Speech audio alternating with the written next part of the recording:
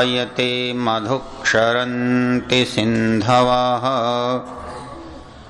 माध्विर्नः सन्तोषधि मधुनक्तमुतोषसो मधुमत्पार्थिवं रजः मधुद्यौरस्तु नः पिता मधुमान्नो वनस्पतिर्मधुमानस्तु सूर्यः माध्विर्गावो भवन्तु नः। ओम शांति शांति शांति। आदरणीय स्वामी जी महाराज, वानप्रस्थी महानुभाव, आचार्यगण, आदर सम्मान की योग्य माताओं, बहनों, बंधुओं और प्रिय ब्रह्मचारी, आज इस यज्ञ पर आपने विशेष लोगों के साथ विशेष आहुतियां दी। हाँ, उनमें हमारे पहले हैं श्री सुरेंद्र मेहता जी व श्रीमती भावना मेहता जी। आज इनका विवाह की 22वीं वर्षगांठ है।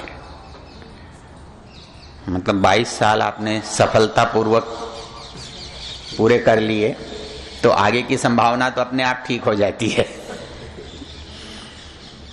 वासुदेव जी आर्य, जन्मदिन 64वां,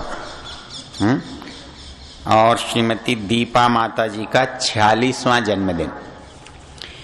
देखिए, मनुष्य के जीवन में यदि उतार चढ़ाव न हो तो जीवन में रस नहीं होता। लोग कहते हैं कि झगड़ना नहीं चाहिए। मैं क्या कहता हूं, झगड़ने का मौका ही नहीं छोड़ना चाहिए। चाहे घर हो, चाहे विद्यालय हो, चाहे समाज हो, चाहे देश हो, क्योंकि हमारे जीवन में परमेश्वर ने संवेग, इच्छाएं पैदा की हैं, और जिन इच्छाओं को आप बुरा कहते हो, यदि वो बुरी होती तो पैदा ही नहीं होती। और परमेश्वर ने हमारे अंदर उन इच्छाओं को उत्पन्न किया है।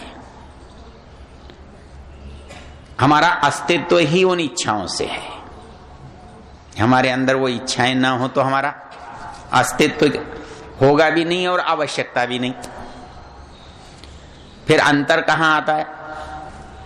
अंतर केवल एक जगह पर आता है, वो इच्छाएं मर्यादा में रहती हैं तो वो रचनात्मक काम करती हैं, और जब मर्यादा का अतिक्रमण करती हैं तो वही विध्वंस का कारण बनती हैं।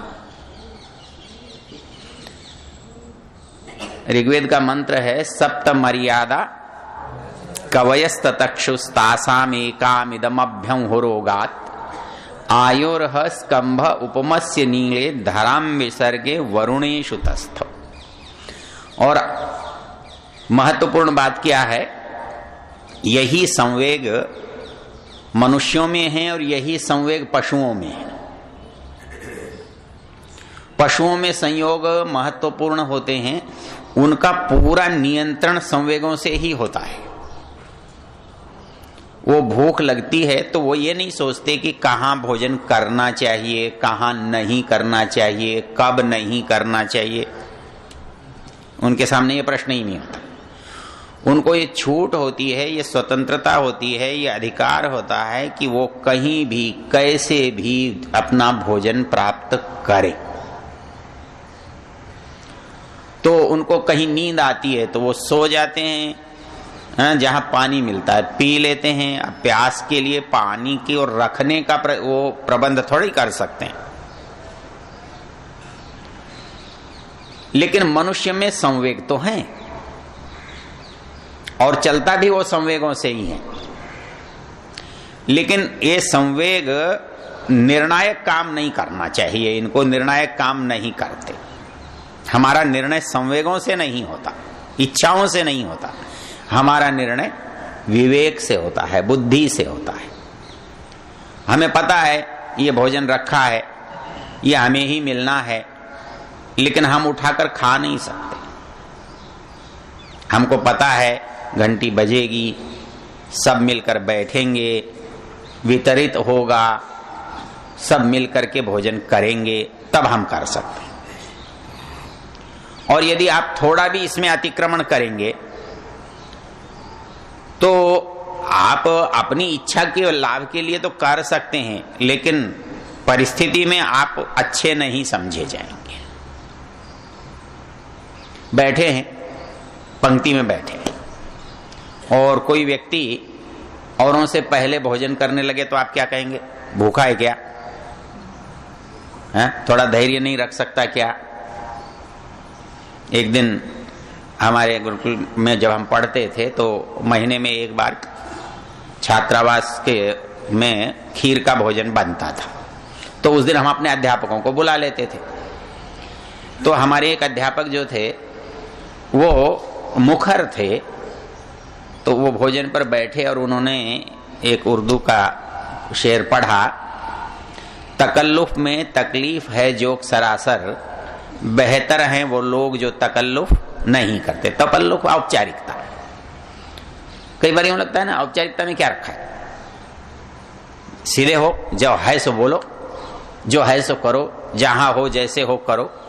ये बात किसी अंश में तो ठीक है, सर्वांश में ठीक नहीं है। तो जैसे ही उन्होंने खाना प्रारंभ किया, संयोग से सामने एक सज्जन बैठे थे, उनको इसका उल्टा याद था। जैसे उन्होंने ये शेर पढ़ा, तकल्लुफ में तकलीफ है जो सरासर, बेहतर हैं वो लोग जो तकल्लुफ नहीं करते, तो उन्होंने तुरंत पढ़ा, तकल्लुफ है शर्मो हया की निशानी, बेशर्म हैं वो लोग जो तकल्लुफ नहीं करते।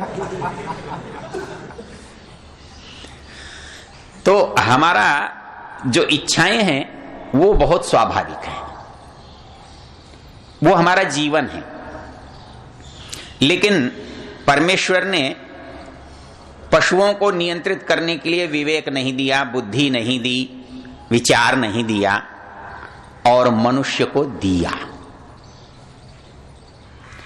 कुछ भी वो कर सकता है, लेकिन उसको सोचना पड़ेगा कि ये करना ठीक है या नहीं है, ये यहां ठीक है कि नहीं है, ये अब भी ठीक है कि नहीं है। अच्छा देखिए, विवाद हमारे जो होते हैं, कभी आप उन पर विचार करो। हम जब कोई प्रतिक्रिया देना चाहते हैं, प्रतिक्रिया वाणी से हो सकती है, शरीर से हो सकती है, किसी को आप जोर से बोल सकते हैं, किसी को आप मार सकते हैं, प्रतिक्रिया में कुछ भी हो सकता है।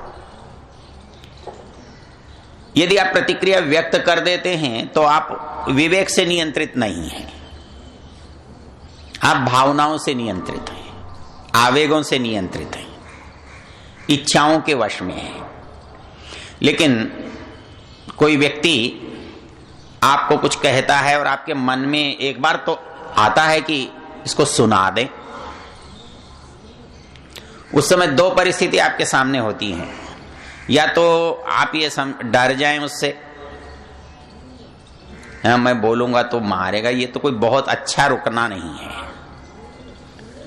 लेकिन ये सोचना कि ये जो कह रहा है, ये इसका उत्तर अभी देना ठीक है, नहीं देना ठीक है, या कभी समय पर देना ठीक है, एक क्षण के लिए आप सोच लेंगे तो आपका संवेग स्वतः नियंत्रित हो जाए।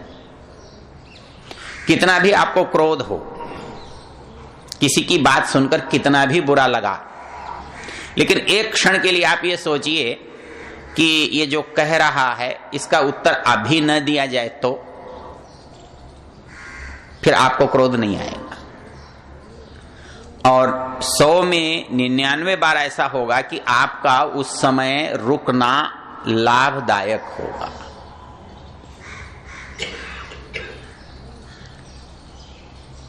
घर में विवाद कलह कब होता है? जब दोनों समानता पर होते हैं, लड़ने वाले दोनों ही, चाहे वो कोई भी हो, भाई बहन हो, पति पत्नी हो, माँ बाप हो, कुछ भी हो। यदि हम जैसा प्रश्न है तुरंत वैसा समाधान देना चाहें तो वहां पर एक चीज आड़े आती है। वो क्या होता है कि हमारा अहंकार जो है हमें सुनने के लिए तैयार नहीं है। इसलिए अपने यहाँ एक शिष्टाचार में एक नियम बना। हाँ हमारे कहाँ गया वाला, हाँ मैंने उनको परसों कभी व्याख्यान में बात कही थी तो ब्रह्मचारी मेरे पास आया, बोले मैंने प्रयोग किया आपने जो बात कही और मुझे वो बात ठीक लगी।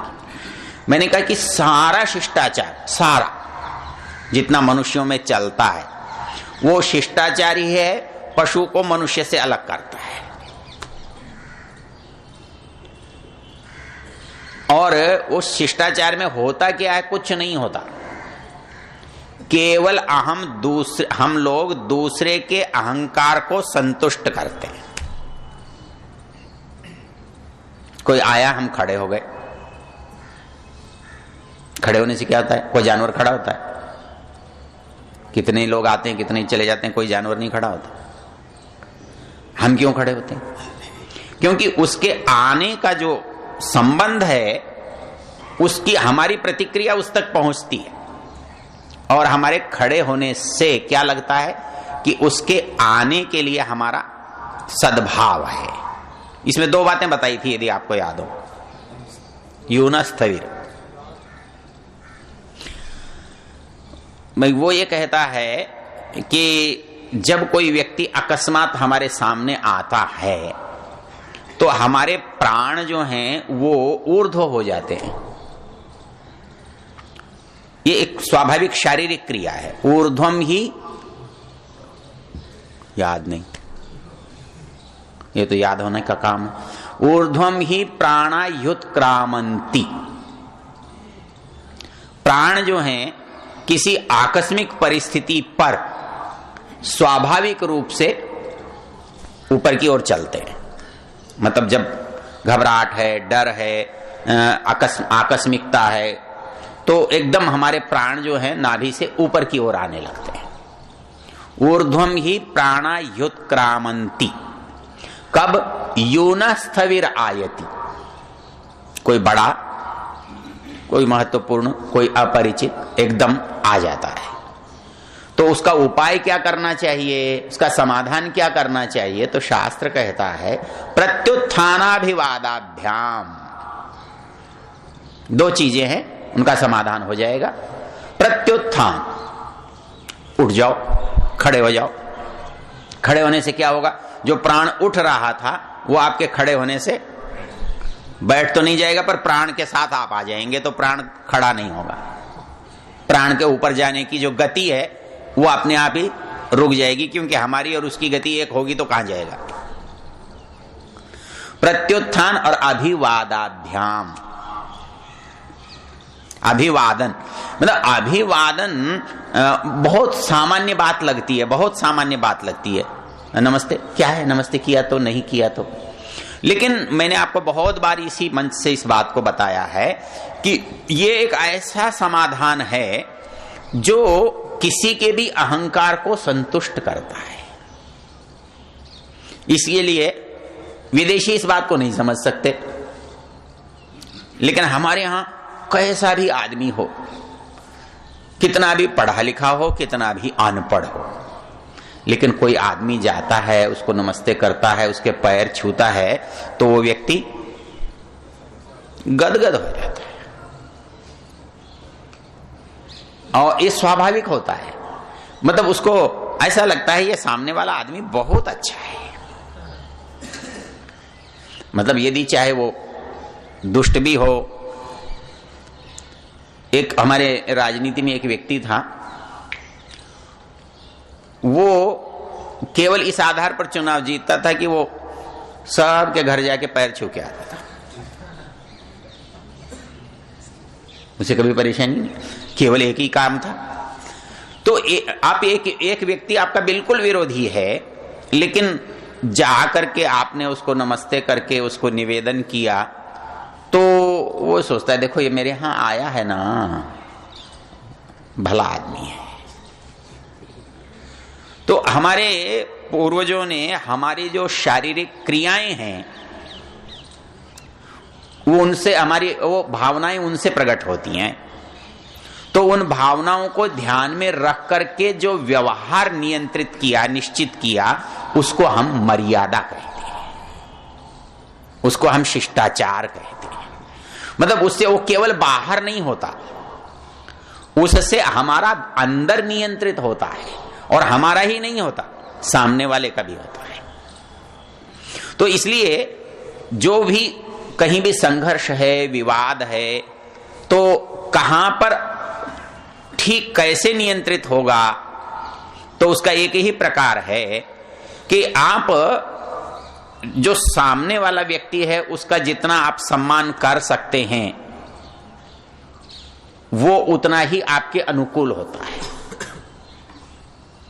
और इस दृष्टि से कैसे करेंगे सम्मान, इसके लिए मंत्र एक याद रखो।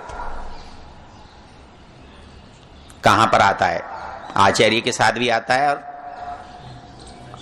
वर वधु के साथ भी आता है। याद है? बोलो क्या है? आधा अधूरा बोलते हो। मम व्रते ते हृदयम दधामि, मम व्रते ते हृदयम दधामि, मम चित्तम अनुचित्तम ते अस्तु, मम वाचम एकमनाजुषस्व प्रजापतिष्त्वा न्यूनक्तु मह्यम। इसमें एक वाक्य है, मम वाचम एकमनाजुषस्व। बोले घर में लड़ाई ज्यादा कब होती है? जब कोई किसी की सुनता नहीं। लेकिन यहां कहा है एक मनाजुषस्व, एकाग्र मन से सुनना। एक बोलता है तो तुम खाली ध्यान से सुनो, दूसरा बोले तो वो सुनेगा। एक मनाजुषस्व। आप अच्छा इस बात को करके देखो, आपका झगड़ा हो ही नहीं सकता, खत्म होना तो बहुत दूर की बात है। क्योंकि जब भी संवाद में कमी होती है तब विवाद की परिस्थिति बनती है।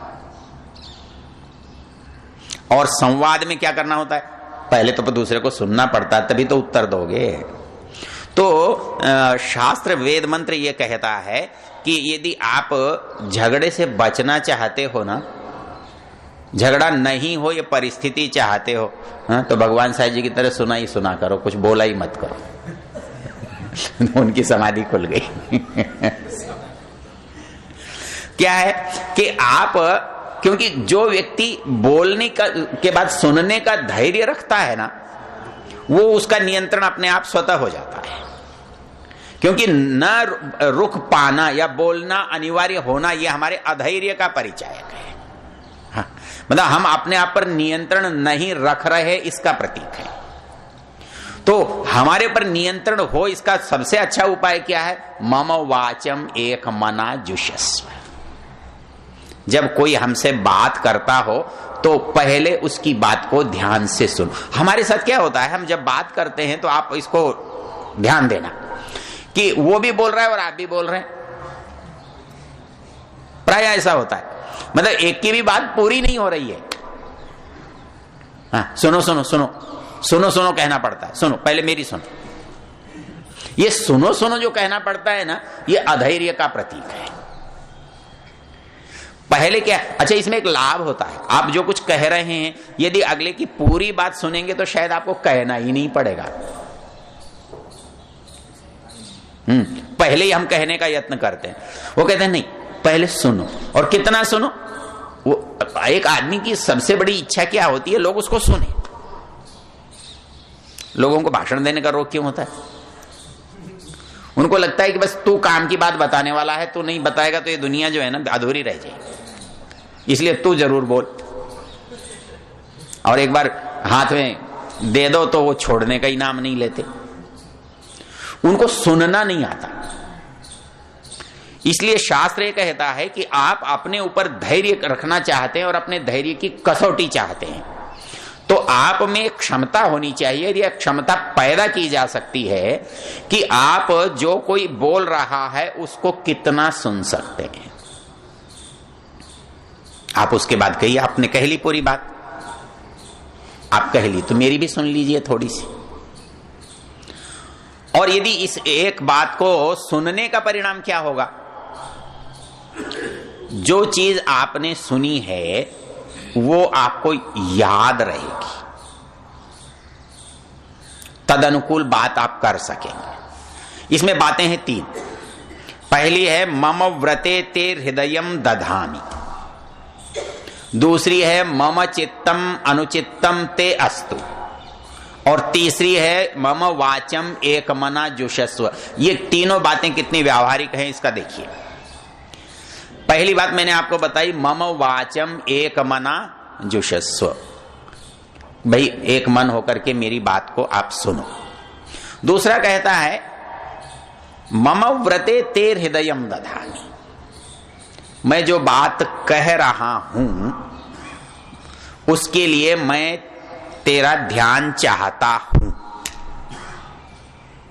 मम व्रते तेर हृदयम दधामि, मतलब जो मेरा व्रत है, मेरा संकल्प है, मेरा विचार है, मेरी इच्छा है, मेरा नियम है, मेरी रुचि है, कुछ भी, उसमें मैं तुम्हारा ध्यान चाहता हूं।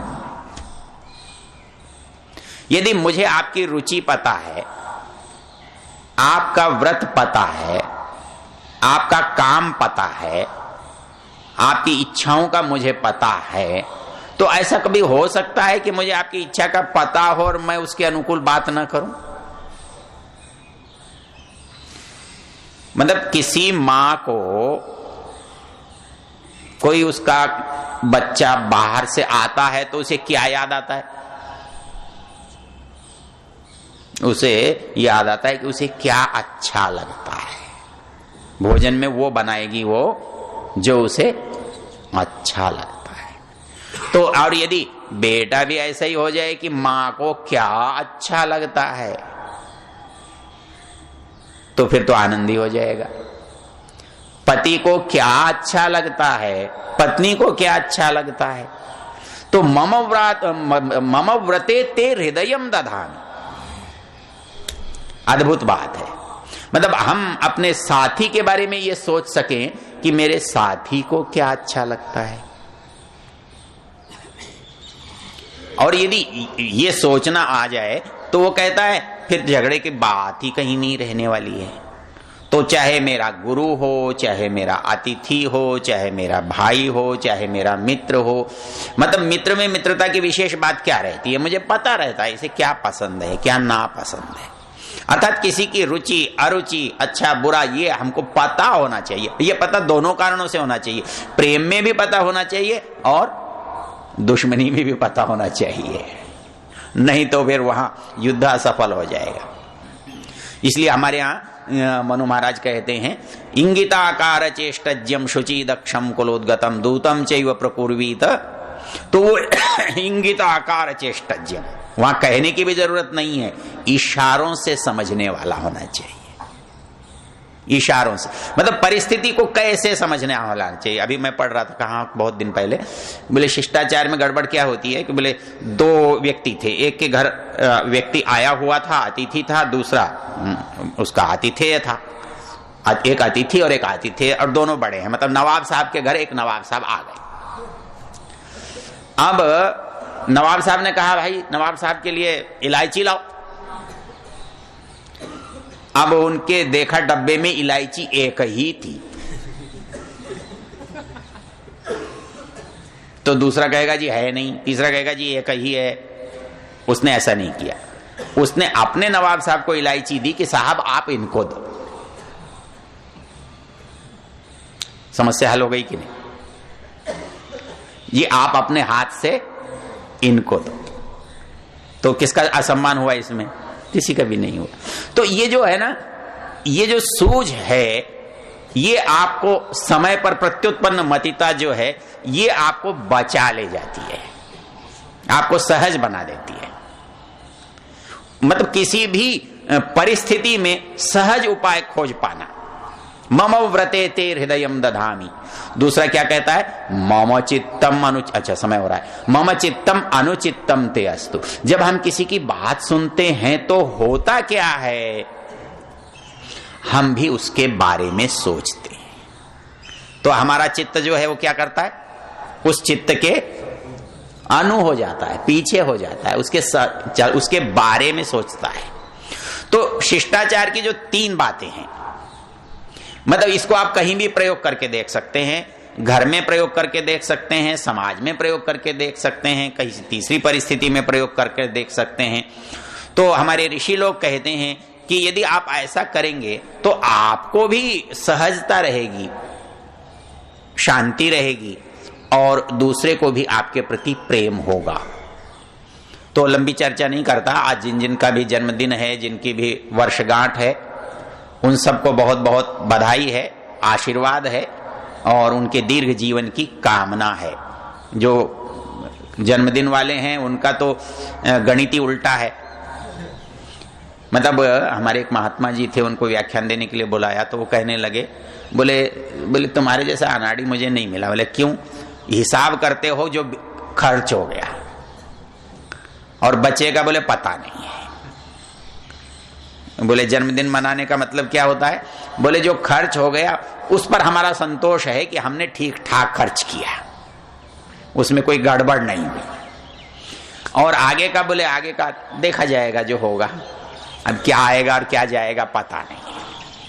अब इसमें क्योंकि हमारी व्यवस्था चलती नहीं है, ईश्वरीय व्यवस्था से हमको चलना पड़ता है, तो जो हमको पता है हम उतने का ही ख्याल रख सकते हैं, जो नहीं पता उसका क्या करें। लेकिन इसमें हम क्या कहते हैं? वर्धताम। ये आपने सफलतापूर्वक पार कर लिया, आगे और अधिक सफलता से चलिएगा। ये हमारी भावना है, ये सद्भावना है, ये सदिच्छा है।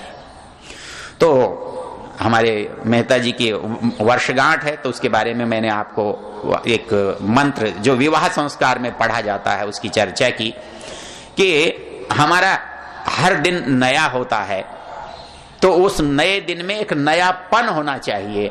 तो उस नएपन के लिए क्या है? तो एक बार इस मंत्र पर चिंतन कीजिए और देखिए कि हर दिन आपके सामने कोई न कोई मुस्कुराता हुआ चेहरा होगा।